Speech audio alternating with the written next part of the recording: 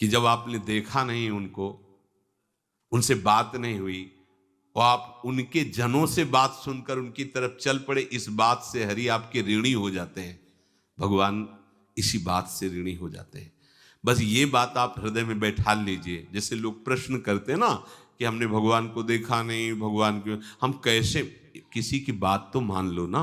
आप मान लो, वो तो आपके अंदर भी बैठे हुए हैं, वो आपको इतना प्यार देने लगेंगे। जहां कोई सहायक नहीं होगा वहां हरि आपको दिखाई देंगे। देख लेना, बिगड़ी ऐसे क्षण में बन जाती है, ऐसा लगता है गला कटा तो वो तलवार गले तक आएगी, हार बनकर सुगंधित फूल बन जाएगी, पर गले तक आने आने तक तुम्हारी निष्ठा देखी जाएगी। नहीं नहीं, बस मेरे हरि का यही विधान, वो आते आते हार बन जाएगी। वो तलवार तुम्हारा गला नहीं काट पाएगी, क्योंकि गले में हरि नाम चल रहा है। मान लो हमारी महालक्ष्मी चरण चापती रहती, क्या चाहिए तुम्हें, क्या चाहिए। आप सच्ची मानिए, क्या मतलब कितनी मलिनता छा गई है। हम इसको मार देंगे तो 2 लाख रुपए मिल जाएंगे, ये कर देंगे तो। अरे भैया, अगर तू हरि नाम जपेगा तो इसकी कीमत नहीं है, कीमत नहीं, अमूल्य वस्तु है। इसके ब्याज में तू कुबेर बन सकता है। मूल तो कभी खत्म होता ही नहीं है, ब्याज में तू ब्रह्मा बन सकता है। बनना तो चाहे। भक्तजन तो कहते हैं नहीं चाहिए मुझे ब्रह्मा का पद, परमेष्ठी पद, नहीं चाहिए सम्राट पद, नहीं चाहिए योग की सिद्धियां, मुझे प्रभु आपकी दास्ता चाहिए। ये बात कितना महासुख होगा उस भक्त को जो इन बातों को कह रहा है, नहीं चाहिए मुझे मोक्ष सुख नहीं चाहिए। वो ऐसे थोड़ी कह रहा है, श्रद्धा से नहीं कह रहा, अनुभूति से कह रहा है, मुझे नहीं चाहिए ये सब। इनमें वो सुख नहीं है जो आपके चरणों के समीप रहने में सुख है। नहीं सत्संग भजन नहीं हरि को, श्रवण न राम कथा अनुरागी, सुत बित दार भवन ममता निसि सोवत अति न कबहु मति जागी। अरे तेरी बुद्धि सो रही है, जगा दे। पुत्र में, रुपया में, स्त्री में, मकान में, इसमें सबकी ममता होती है, सबकी, जितने सृष्टि में पैदा हुए हैं। केवल सत्संगी की नहीं होती। जो असली सत्संगी है उसकी ममता प्रभु के चरणों में होती है, क्योंकि वो जानता है सब रूपों में प्रभु ही है, ये सब पसारा प्रभु का ही है, इसलिए ममता उसकी प्रभु के चरण। एक अहमता ममता ये जग में है दुख जाई, ये जब श्री जी की ओर लगे तो होत परम। जाग जा, बिना जागे दुख दूर नहीं हो सकता। जैसे स्वप्न में हम देख रहे हैं कि समुद्र में डूब रहे हैं, अब जागृत में आसपास सैकड़ों नाव लगा दें तो बच जाएगा क्या वो, क्योंकि वो तो सो रहा है और वो स्वप्न में देख रहा है। अब हम नाना प्रकार के तैराकों को बाहर तैनात रखें तो उसको कोई सुख मिलेगा क्या, क्योंकि वो स्वप्न में। उसको अगर सुखी करना है तो एक ही उपाय, जगा दे। जगा दो तो ना समुद्र रह गया ना डूबना रह गया। ऐसे ही संसार में मोह से ऐसे ग्रसित जीव हैं, भाई इतना ही सुखचार है, और उसी स्वप्न में वो दुख से निवृत्त होना चाहते हैं। अब हम बाहर से उनकी कामनाओं की पूर्ति करने वाली बात करें तो क्या वो सुखी हो जाएंगे क्या? इसीलिए कोई साधु जो भगवत मार्ग का पथिक है वो कभी सपोर्ट नहीं करेगा जाओ ऐसा, वो जाओ ऐसा ही है जैसे उस स्वप्न में समुद्र में डूब रहा है, बाहर से हम जल जहाज नाव तैराक सब लगा रहे हैं, लेकिन वो नहीं सुखी होगा, क्योंकि उसके सुख का कारण तब बनेगा जब स्वप्न हटे। स्वप्न तब हटेगा जब वो जागे। जो सपने सिर काटे कोई, बिन जागे दुख दूर न होई, तो उसको जगा दो। साधुजन क्या करते हैं? जगा देते हैं उसको। जागो, कहां मोह निशा सब सो निहारा, देखे स्वपन अनेक प्रकारा, यही जग जामिन जागे जोगी। योग भगवान से जो तुमने वियोग कर रखा है, तुम जगो। जेव ही जगोगे तो जे ही जाने जग जाए हेराई, जागे जथा स्वपन भ्रम जाई। कोई नहीं है यहां। एक कल श्लोक, मत्तः परतरम नान्यत किंचित् अस्ति धनंजय, मेरे सिवा कोई नहीं। ये कब पता चलेगा? जागने पर। तो हमें ये बहुत कुछ दिखाई दे रहा है, स्वप्न है। उमा कहूं मैं अनुभव अपना, सत हरि भजन जगत सब सपना। तो बोले तुलसीदास हरि नाम सुधा तजी, सठ हठ पियत विषय विष मांगी। अगर कहीं संतों के पास भी गए तो क्या मांग रहे हैं? हठ करके विषय विष मांग रहे हैं। वो आत्मदेव नाम के एक ब्राह्मण थे, सब कुछ समृद्धि थी, संतान थी नहीं, बड़े दुखी गृहस्थी में। हमारा कुल चलाने वाला होना चाहिए, बड़ा भ्रम बैठा हुआ है। हमारा कुल चलाने वाला नहीं तो सब बेकार, जीवन ही बेकार हो गया। बिना गुरु के यदि शास्त्र पढ़ोगे ना तो भ्रमित हो जाओगे। स्पष्ट लिखा, पुत नाम के नरक की उसको प्राप्ति होती जिसके संतान नहीं होती। अब तो गृहस्थ में बेचारा पड़े परेशान। उन्होंने सोचा इससे अच्छा है आत्महत्या कर लें। बहुत संतों के पास जाकर के यज्ञ करके सब अपनी कामनाओं की पूर्ति चाहते, दान पुण्य दे करके। उसने भी जितना उपाय हुआ किया, नहीं हुई संतान। मरने के लिए जंगल में उधर से एक सन्यासी जी आ रहे थे, देखा साधु तो ब्राह्मण तो थे, उठे प्रणाम किया, देखा उनको उदास क्यों हो? उनका महाराज उदास ही नहीं, मैं तो आत्महत्या करने आया हूं यहाँ जंगल में। अरे ये तो महापाप है, आत्महत्या तो बड़ी दुर्गति का कारण है। बोले महाराज अगर आप बचाना चाहते हो तो आप कृपा करो। क्या क्या चाहते हो? बोले हमारे पास सब कुछ है, बेटा नहीं दोगे तो हमारा जीवन बेकार। तो उन्होंने अंतर्दृष्टि से देखा और कहा 7 जन्म तक तेरे पुत्र नहीं भाग्य में तेरे लिखा है। तो उसने कहा फिर तो अभी मरते, आत्महत्या करते, हम 7 जन्म की बात, हम 7 दिन नहीं जिएंगे, हमें पुत्र चाहिए। संत का दयालु। देखो जिनके पास तपस्या और भजन का धन होता है, जब भगवान अधीन है तो कुछ भी कर सकते हो, कुछ भी कर सकते हैं। प्रारब्ध मिटाना कोई बड़ी बात नहीं। प्रारब्ध जानते हो, कोई देवता थोड़ी है, तुम्हारा पीछे का किया हुआ कर्म है। और इधर जोर का भजन है, भजन के प्रभाव से कर्म को नष्ट करने में देर थोड़ी लगती है। ये तो अच्छे शुभ कर्म करो तो तुम्हारा प्रारब्ध बदल जाएगा। भजन का प्रयोग प्रारब्ध बदलने के लिए थोड़ी है। पर वो ऐसा हट किए तो उनका देखो, हट करने से लाभ नहीं मिलता है। उनका हमें उपदेश नहीं, हमें पुत्र चाहिए। अगर आप भगवत प्रेरित होकर यहां आए हो तो आप हमें।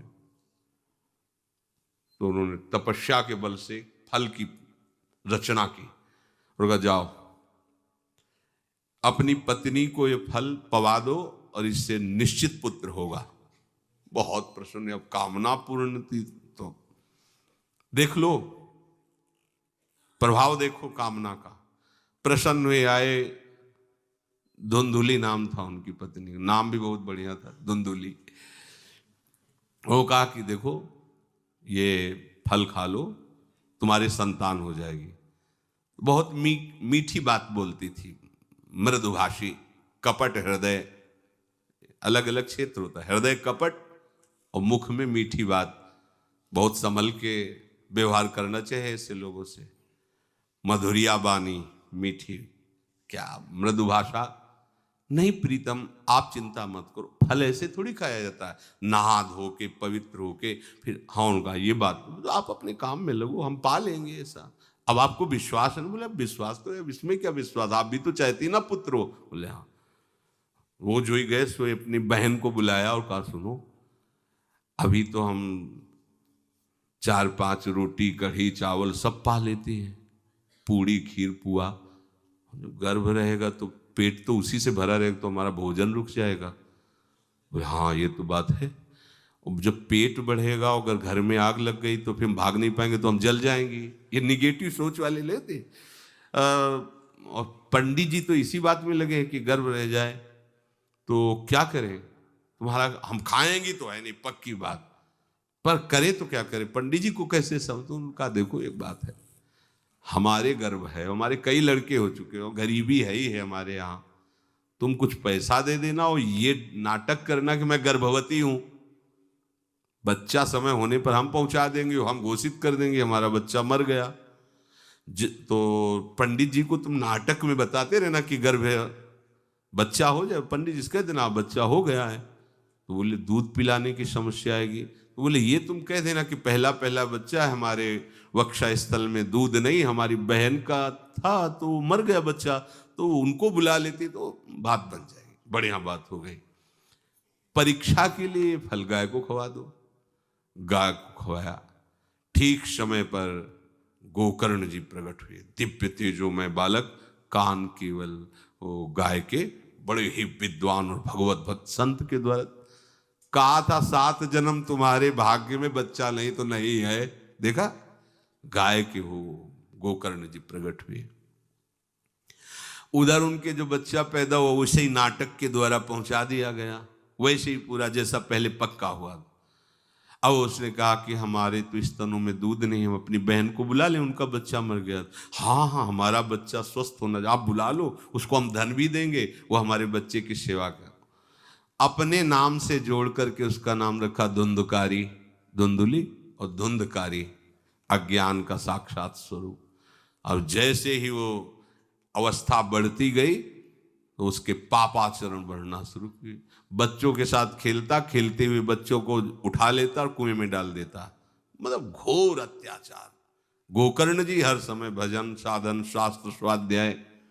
जब और बड़ा हुआ तो माता जी को अपने डंडों से रोज पूजन करता, पिताजी को गाली लात थप्पड़। पिताजी तो रो पड़े।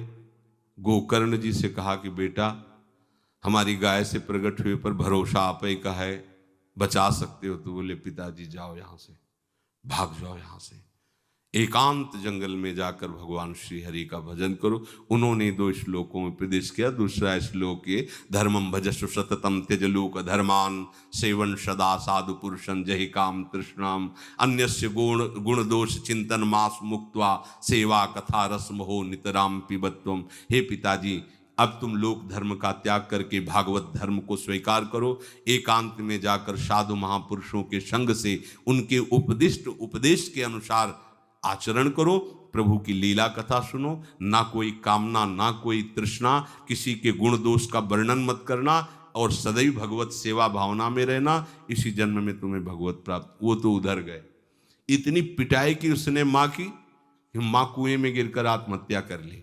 फिर तो मनमानी आचरण, कुछ वैश्याओं को रखा और चोरी करके लाया। वैश्याओं ने सोचा किसी दिन पकड़ा जाएगा ये और हम, तो उसके हाथ पैर बांध दिए, चारपाई में ला के मुख में अंगार डाल, वो मरा भयानक प्रेत। कामना ने क्या किया, सर्वनाश। किसी को हरि विमुख होकर कभी सुख मिल सकता है? आप संतों के पास जाइए, अपनी कामना रखिए। हम ये नहीं कहते कि कामना तुम त्याग पाओगे, कामना रखिए, भगवान के पास जाइए, अपनी कामना रखिए, क्योंकि आप कामना से युक्त हैं। पर छूट इतनी दे दीजिए कि जिसमें हमारा मंगल हो वो करना। जैसे नारद जी भगवान से अपनी कामना रखते हैं कि हमारा ब्याह करवा दीजिए, और बाद में एक छूट दे देते हैं कि जेहि विधि होए नाथ हित मोरा। तो हरि को अच्छा लगेगा, गुरुजनों को अच्छा लगेगा कि इस कामना से इसका कोई जीवन बाधित नहीं होगा, वो पूर्ण भी कर देंगे। और अगर लगा कि इसका पतन हो जाएगा तो आप रोते रोते भी कामना की पूर्ति नहीं करेंगे। उत्तम बात तो ये है कि कामना हरि की प्राप्ति की करो, वो सर्व सुख स्वरूप हैं। किसी का अन्य आश्रय अन्य बल ना लेते हुए अपने श्यामा श्याम के चरणों का आश्रय लेकर निरंतर भजन करो, तो ये अनुभव हो जाएगा कि सुख किसे कहते हैं। अभी तुम्हें परिचय ही नहीं मिला, सुख किसे कहते हैं। सुख सच्चिदानंद है, सुख एक रस है, सुख अविनाशी है। वो सुख सदैव बढ़ता रहता है, घटता कभी नहीं। एक रस होते हुए भी प्रतिक्षण वर्धमानम है, कभी कभी अंत नहीं होता इस सुख का। ऐसे अनंत सुख के लिए हमें मनुष्य जन्म मिला है। प्यारे, इसे मत खोइए। हर समय राधा राधा राधा राधा राधा, और किसी को दुख मत दीजिए। कोई गंदा नशा मत कीजिए, कोई गंदे आचरण मत कीजिए, गंदा भोजन मत कीजिए जिससे अन्य जीवों को कष्ट हो। ऐसा कोई भोजन स्वीकार मत करो। इसी जन्म में आप देख लेना, इसी जन्म में आपको वो वस्तु मिल जाएगी, निहाल हो जाओ। हम किसी पक्षपात की बात नहीं करते। अगर इस छाती को बचपन से अभी तक ऐसा, तो हम कह देते कि भाई आगे कुछ भी हो, कोई भी हमारी गलती हो, हम ये मान सकते हैं। पर हमें ये पता चला कि बचपन से आज तक जलता ही रहा, कभी शांति नहीं मिली, भागता ही रहा पर कभी विश्राम नहीं मिला। पर हम ये आपको कह रहे हैं कि जैसा प्यार प्रभु वैसा अन्यत्र कहीं कभी कहीं नहीं मिला। और प्रभु के प्यार का मूर्तिमान स्वरूप हमारी प्यारी जू, निहाल कर दिया प्रभु ने प्यारी जू के चरणों का आश्रय और उनका परिचय देकर। पूछो बस, यहां वाणी मौन हो जाती है। प्यारी जू तो प्यारी जू, और हम ही नहीं, आप सब महाभाग्यशाली है। वृंदावन आए, राधा किशोरी जू के घर में आए और उनकी चर्चा सुन रहे, उनके सिद्धांत सुन रहे। कहीं ना कहीं आपके अंदर उनकी तरफ बढ़ने की इच्छा भी है। ये बहुत बड़ी बात है। बस इस इच्छा को, इस आशा को इतना बढ़ा लो कि कोई इच्छा न रह जाए, कोई आशा न रह जाए। हर समय निरंतर नाम जप करते रहो। तुलसीदास हरिनाम सुधा तज, भगवान नाम तज कर विष मांगते। सूकर श्वान श्रृगाल सरिस जन, जनमत जगत जननी दुख लागी। ए काहे को ऐसी गालियां सुनोगे? ये गालियां है। ये सुअर कुत्ता की तरह जीवन व्यतीत करते हो। धिक्कार तुम्हारी मां को जो तुम्हारे जैसा पुत्र जन्मा। अपनी इंद्री की पुष्टता के लिए दूसरों को मार देते हो, चाहे रसेंद्री चाहे जनेंद्री। इंद्रियों की पुष्टता के लिए जानवर जैसा बर्ताव करते हो। कैसा तुम्हारा जीवन है? केवल एक क्षण के सुख के लिए दूसरे को जला दिया, काट दिया, मार दिया। चाहे रसेंद्री का सुख चाहे जनेंद्री का सुख, एक क्षण के सुख के लिए उसका गला काट दिया, उसको रांध के खा रहे हो, उसके साथ भोग किया, उसको काट के फेंक रहे हो, उसको जला रहे हो। क्या तुमसे तो अच्छा सुअर कुत्ता है कि वो अपनी योनि के अनुसार बर्ताव कर रहा है। तुम मनुष्य योनि होकर ऐसे गंदे काम करते हो। सुधर जाओ। कैसी मलिनता छा गई है, कैसी मलिनता। अगर उनको शब्दों से बोलें तो बहुत बुरा लगेगा। इस शरीर में क्या है? अगर यहां से चमड़ी हटा दी जाए तो यहां मलाशय है, मल भरा हुआ है, मूत्राशय है, उनके द्वार हैं। संसार का सबसे बड़ा सुख यही माना जाता है। ये मल मूत्र का भांड शरीर चिकना रहे, स्वस्थ रहे और इसी को भोगने को मिले, बस यही तुम्हारी पूर्णता है। ऐ सुखरास स्वरूप भगवद अंश, तू इस प्रकृति के रचे हुए खेल में कभी तृप्त नहीं हो सकता। विचार करके देखिए, आपका मन कहां आपको फंसा रहा है। मल है तो मल द्वार है, मूत्राश्रय है तो मूत्र द्वार है। शरीर में कौन सी खास बात है? पूरा जीवन इस शरीर का केवल नाना प्रकार से भोग करना। रसेंद्री अपनी तरफ, घ्राणेंद्री, नेत्रेंद्री परेशान है। इसमें खास बात कौन सी है जिसमें तुम्हें तृप्ति लग रही है? कौन सी खास बात? अगर तुम मलमूत्र के द्वारों में खेल रहे हो तो मलमूत्र के कीड़े से बढ़कर तुम्हारी योग्यता नहीं। समझिए, आप समझिए, वो भी जीव है, भगवदंश, जो मलमूत्र का कीड़ा बना हुआ नालियों में डोल रहा है। तुम भी तो उसी नाली में तो डोल रहे हो। यदि भगवदंश होकर भगवान नाम जप नहीं कर रहे हो, अपने स्वरूप को नहीं समझ रहे हो, चिदानंद सुख की तरफ आकर्षित नहीं हो रहे हो, तो गोस्वामी जी कह रहे वे अभागी हैं। हम लोग अपने को बड़ा भाग्यवान कब मानते हैं? जब विषय भोगों की बाहुल्यता हो जाए। देखो कैसी बुद्धि भ्रमित हो गई है। अभाग्य को हम भाग्य मान रहे हैं। बड़ा आश्चर्य होता है। कैसा आश्चर्य! मतलब अगर उनको बोलना अच्छा नहीं लगता, पर यह है कि समझ जाओ तो भाई समझ जाओ। जिन अंगों को छूने के बाद कई बार पवित्र करने के लिए रज आदि लगा करके, उन्हीं अंगों पे तो आसक्ति है तुम्हारी। उन्हीं अंगों को तो तुम सर्वस्व सुख समुद्र मान रहे हो। क्या है? बहुत बार जन्मे हो, मरे हो, भोगे हो प्यारे, ये एक बार प्यार कर लो हमारे प्रभु से, एक बार कर लो। ये भ्रम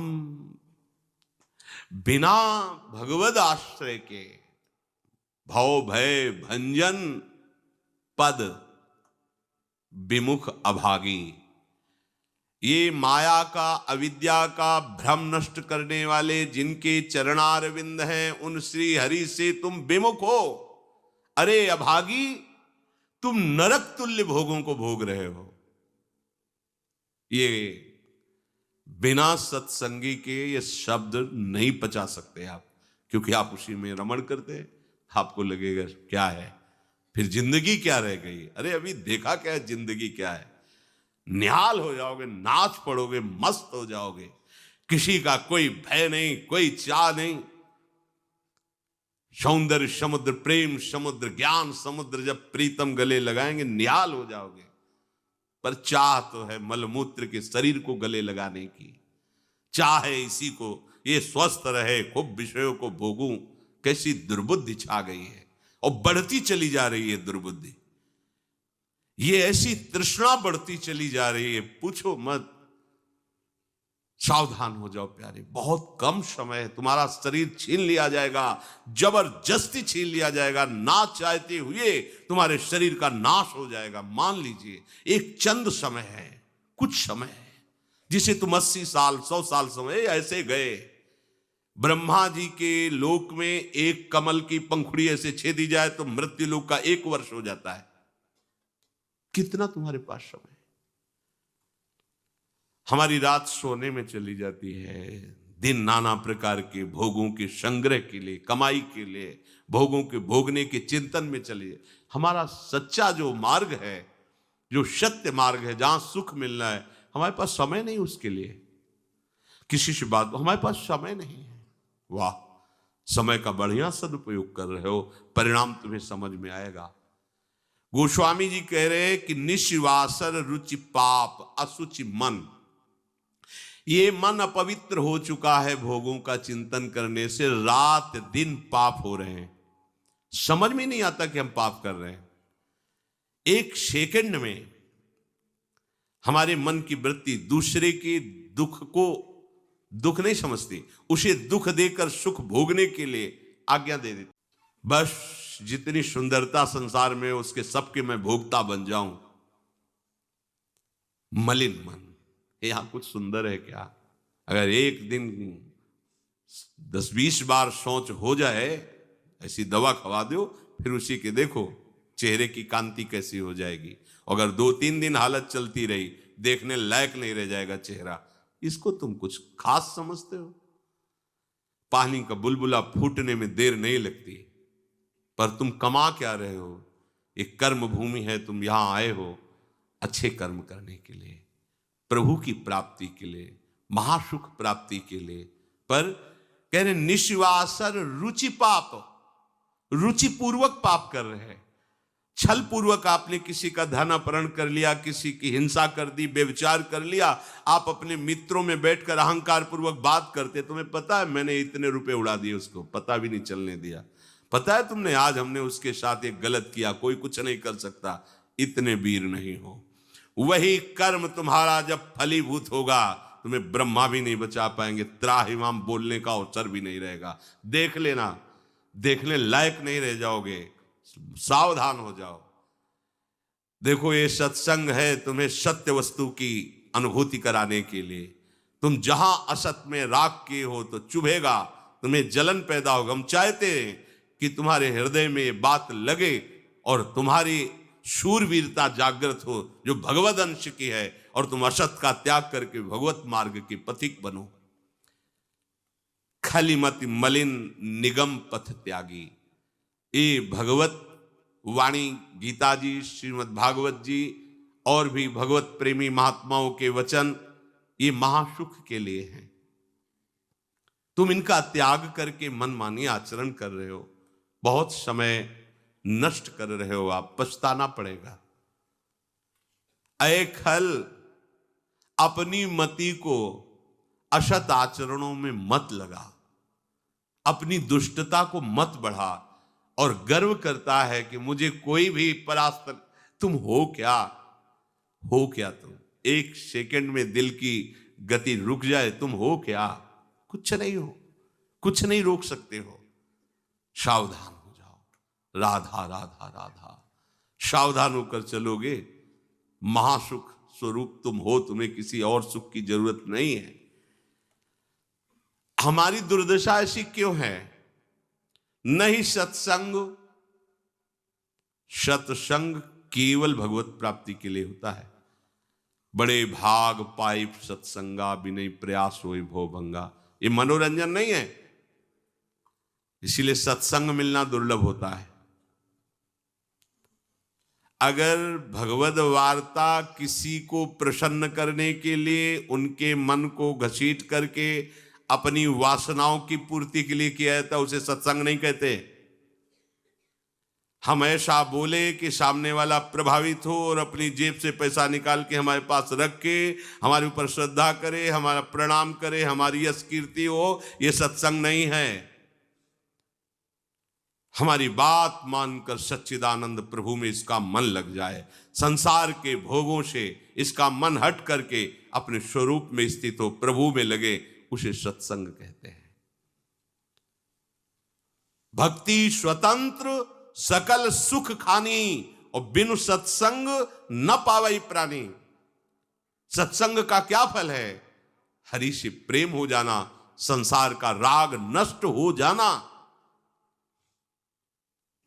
सत्संग का सीधा फल है प्रभु से प्रेम होना। अगर प्रभु से प्रेम नहीं हो रहा, आपको अपने दोस्त सत्संग में बैठने पर जला नहीं रहे, तो सत्संग नहीं हो रहा, मनोरंजन हो रहा है।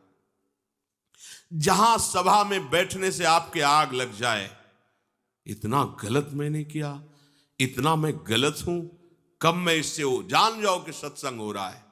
जहां श्रवण से आपका हृदय दाहयुक्त होने लगे, धिक्कार हमारे जीवन को, मैंने ऐसा किया, धिक्कार हमारे जीवन को, मैं कैसा जी रहा हूं, कब ऐसा अवसर आएगा जैसा बताया जा रहा है मैं ऐसा चलूं, मतलब सत्संग हो रहा है।